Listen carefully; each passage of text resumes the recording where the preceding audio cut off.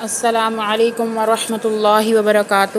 جی طالبات، دارالصفا Islamic institute کی جانب سے اور مکی بندی لرننگ انسٹیٹیوٹ کی جانب سے تحفظ ختم نبوت کورس شروع ہو رہا ہے، جس میں ہم آج پڑھیں گے دوسرا سبق، جھوٹے مدعیان نبوت۔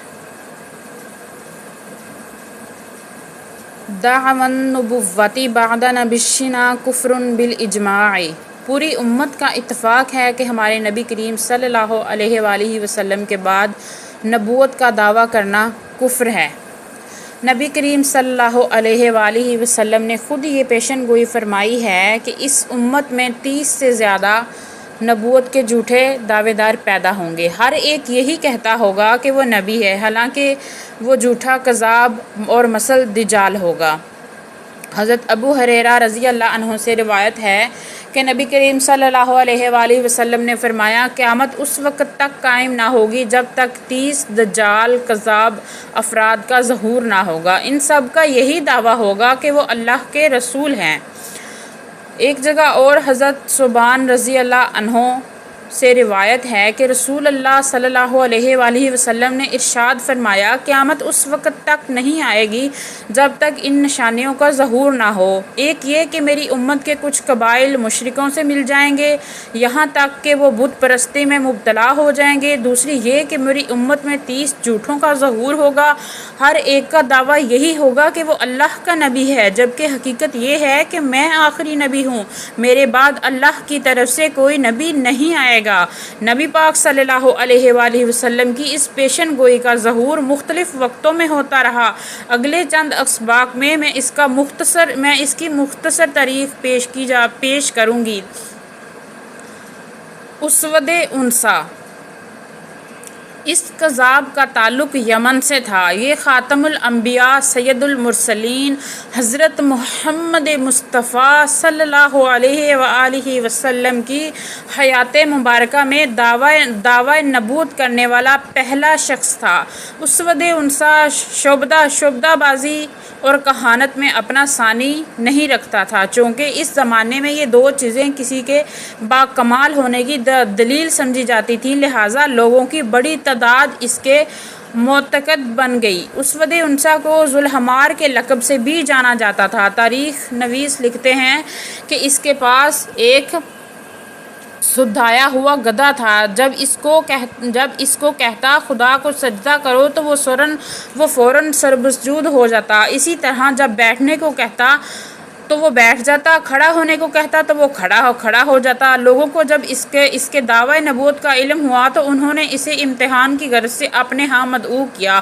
اس نے وہاں بھی اپنے شعبدے بازی دکھائی، لوگوں کو متاثر کیا اور چکنی چپڑی باتوں سے اہل نجران کی اکثریت کو اپنا ہمنوا بنا لیا، اور آہستہ آہستہ اس نے اپنی طاقت بڑھانا شروع کر دی۔ سب سے پہلے اس نے نجران پر ہی فوج کشی کر کے حضرت عمرو بن حزم اور حضرت خالد بن سعید کو وہاں سے بے دخل کیا اور پھر بدتدریج پورے یمن پر قبضہ کر لیا۔ حضرت عمرو بن حزم اور حضرت خالد بن سعید نے مدینہ منورہ پہنچ کر سارا قصہ حضور نبی کریم صلی اللہ علیہ وآلہ وسلم کے گوش و گزار کیا، جس پر آپ صلی اللہ علیہ وآلہ وسلم نے یمن کے بعض سرداروں اور اہل نجران کو اسود کے خلاف جہاد کا حکم نامہ تحریر فرمایا، اور یوں یہ لوگ باہم اسود کے خلاف متحد ہو گئے۔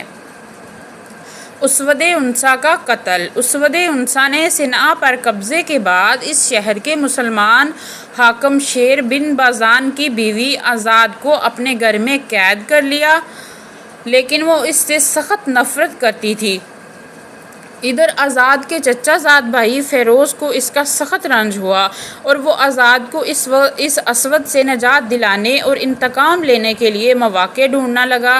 جب آپ صلی اللہ علیہ وآلہ وسلم کا حکم نامہ ملا تو یمن کے مسلمان اسود کے خلاف لشکر کشی کی بجائے گھر میں گھس کر اسود انسا کذاب کو قتل کرنے کی منصوبہ بندی کرنے لگے۔ اسی دوران فیروز اپنے تایا زاد بہن آزاد سے ملا اور اس کو اسود انسا کے قتل کرنے میں مدد کے لیے آمادہ کر لیا۔ آزاد کی مدد سے فیروز اپنے ساتھیوں کے ہمراہ محل میں داخل ہوا اور کذاب اسود کے کمرے میں گھس کر اس کی گردن توڑ کر مار ڈالا۔ اسود انسا کے گلے سے خر خر کی آواز سن کر پہرے دار آگے بڑھے، مگر آزاد نے یہ کہہ کر انہیں روک دیا کہ خبردار آگے مت جانا، تمہارے نبی پر وحی کا نزول ہو رہا ہے۔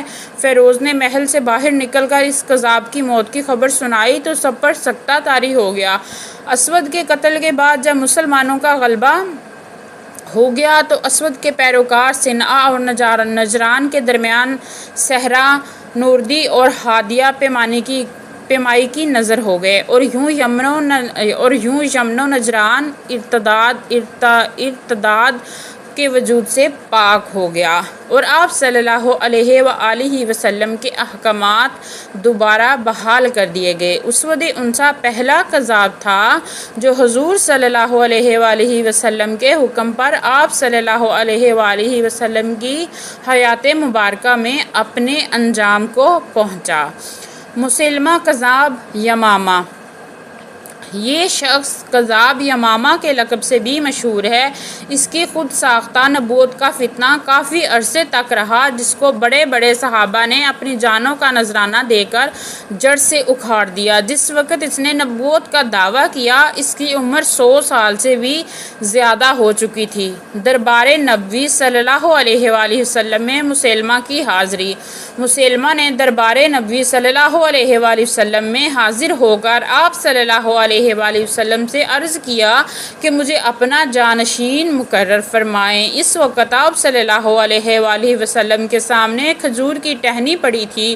آپ صلی اللہ علیہ وآلہ وسلم نے اس کی طرف اشارہ کر کے فرمایا، اے مسلمہ، اگر تم امر خلافت میں مجھ سے یہ کھجور کی شاخ بھی مانگو تو میں دینے کو تیار نہیں۔ یہ جواب سن کر وہ مایوس لوٹ گیا۔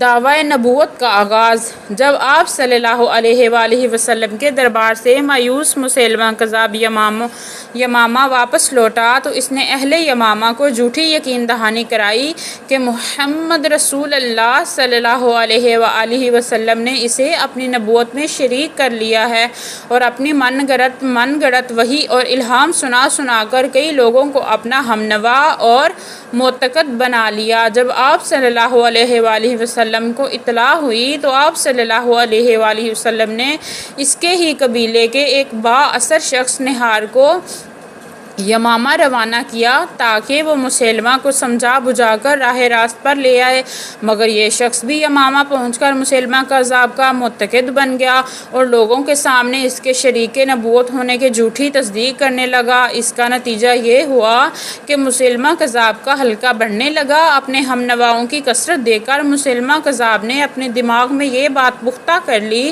کہ واقعی وہ حضور نبی کریم صلی اللہ علیہ وآلہ وسلم کی نبوت میں شریک ہے۔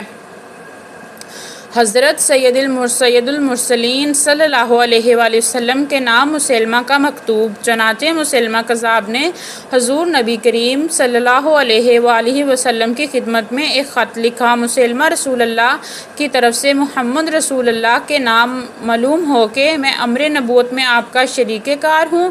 عرب کی سرزمین نصف آپ کی ہے اور نصف میری، لیکن قریش کی قوم زیادتی اور ناانصافی کر رہی ہے۔ یہ خط 2 قاصدوں کے ہاتھ جب حضور نبی کریم خاتم الانبیاء حضرت محمد مصطفیٰ صلی اللہ علیہ وآلہ وسلم کی خدمت اقصد میں پہنچایا گیا تو آپ صلی اللہ علیہ وآلہ وسلم نے ان قاصدوں سے پوچھا، تمہارا مسیلمہ کے بارے میں کیا عقیدہ ہے؟ انہوں نے کہا کہ ہم بھی وہی کہتے ہیں جو ہمارا سچا نبی کہتا ہے۔ اس پر حضرت صلی اللہ علیہ وآلہ وسلم نے فرمایا، اگر قاصد کا قتل جائز ہوتا تو میں تم دونوں کا قتل کرا دیتا۔ خاتم المرسلین سید الانبیاء حضرت محمد مصطفیٰ صلی اللہ علیہ وآلہ وسلم نے جواب میں مسیلمہ کو لکھا، بسم اللہ الرحمن الرحیم، من جانب محمد رسول اللہ صلی اللہ علیہ وآلہ وسلم بنام مسیلمہ کذاب، سلام اس شخص پر جو ہدایت کی پیروی کرے، اس کے بعد معلوم ہو کہ زمین اللہ کی ہے، اپنے بندوں میں سے جس کو چاہتا ہے اس کا مالک بنا دیتا ہے، اور عاقبت کی کامیابی متقیوں کے لیے ہے۔ حضرت صلی اللہ علیہ وآلہ وسلم کی حیات مبارکہ میں یہ مسئلہ کسی نے مہینے کسی نہ کسی طرح چلتا رہا، مگر آپ صلی اللہ علیہ وآلہ وسلم کی وصال پاتے ہی مسیلمہ کذاب نے لوگوں کو اپنے دین اور جھوٹی نبوت کی طرف راغب کرنے کے لیے ایک ایسے عامیانہ اور رندانہ مسلک کی بنیاد ڈالی جو عین انسان کے نفس امارہ کی خواہشات کے مطابق تھا۔ چنانچہ اس نے شراب حلال کر دی، زنا کو مباح کر دیا، نکاح بغیر گواہوں کے جائز کر دیا، ختنہ کرنا حرام قرار پایا، ماہ رمضان کے روزے اڑا دیے، فجر اور عشاء کی نماز معاف فرما دی، قبلہ کی طرف منہ کرنا ضروری نہیں، سنتیں ختم، صرف فرض نماز پڑھی جائے۔ ان کے علاوہ اور بہت سی خرافات اس نے اپنی خود ساختہ شریعت میں جاری کی۔ چونکہ یہ سب باتیں انسانی نفس امارہ کے عین مطابق تھی، اس لیے کم عقل لوگ اس پر ایمان لانے لگے۔ اس کا اثر یہ ہوا کہ ہر طرف فواہشات اور عیش کوشی کے شرارے بلند ہونے لگے اور پورا علاقہ فسق و فجور کا گہوارہ بن گیا۔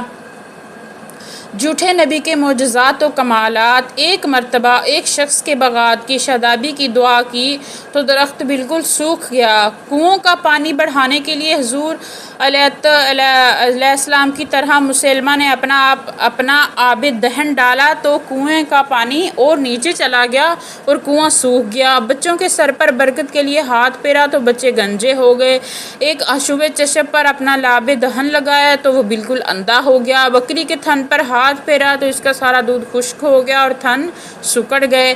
مسیلمہ کذاب کی پذیرائی کو دیکھ کر دوسرے مزید بد باطن لوگوں کو بھی دعوی نبوت کی جرأت ہوئی، جس میں طلحہ اسدی بھی تھا۔ حضرت ابوبکر صدیق رضی اللہ عنہ نے فراست ایمانی سے آغاز خلافت ہی میں ان تمام ہنگاموں کی قوت کا پورا اندازہ لگا لیا تھا۔ چنانچہ منصب خلافت سنبھالتے ہی حضرت ابوبکر صدیق رضی اللہ عنہ نے خالد بن ولید رضی اللہ عنہ کا تقرر طلحہ مدعی نبوت کے مقابلے میں کیا اور ساتھ ہی طلحہ اسدی کے قبیلے سے حضرت عدی بن حاتم کو بھی روانہ کیا کہ ان کو سمجھا کر تباہی سے بچائیں۔ انہوں نے اپنے قبیلے کو بہت سمجھایا، جس کے نتیجے میں قبیلہ طے اور قبیلہ جدیلہ نے خالد بن ولید کے مقابلے میں شکست کے بعد شام کی طرف بھاگ گیا، جہاں کچھ عرصہ بعد دوبارہ حلقہ بگوش اسلام ہو گیا۔ امیر المومنین حضرت ابوبکر صدیق رضی اللہ عنہ نے تمام فتنوں کی سرکوبی کے لیے مجموعی طور پر 11 لشکر ترتیب دیے تھے۔ جب حضرت خالد رضی اللہ عنہ نے یمامہ پہنچے تو مسیلمہ کذاب کے لشکر کی تعداد 13,000 نفوس پر مشتمل تھا۔ مسیلمہ کذاب نے جب حضرت خالد رضی اللہ عنہ کی آمد کی اطلاع سنی تو آگے بڑھ کر اقربانہ نامی مقام پر پڑاؤ ڈالا۔ اسی میدان میں حق و باطل کا مقابلہ ہوا۔ اس جنگ میں بڑے بڑے صحابہ رضی اللہ عنہ شہید ہوئے، جن میں ثابت بن قیس، حضرت زید بن خطاب رضی اللہ عنہ وغیرہ شامل ہیں۔ مسیلمہ اس جنگ کے دوران ایک باغ میں قلعہ بند چھپا رہا، مگر لشکر اسلام نے قلعے کا دروازہ توڑ کر حملہ کر دیا اور حضرت حمزہ رضی اللہ عنہ کے قاتل وحشی رضی اللہ عنہ نے، جو مسلمان ہو چکے تھے، اپنا مشہور نیزہ پوری قوت سے مسیلمہ پر پھینکا، جس کی ضرب فیصلہ کن ثابت ہوئی اور مسیلمہ زمین پر گر کر تڑپنے لگا۔ قریب ہی ایک انصاری صحابی کھڑے تھے، انہوں نے اس کے گرتے ہی اس پر پوری شدت سے تلوار کا وار کیا، جس سے مسیلمہ کا سر کٹ کر دور جا گرا اور یوں دوسرا جھوٹا نبی بھی نشان عبرت بن گیا۔ مورخین نے لکھا ہے کہ یہ جنگ یمامہ جھوٹے مدعیان نبوت کے خلاف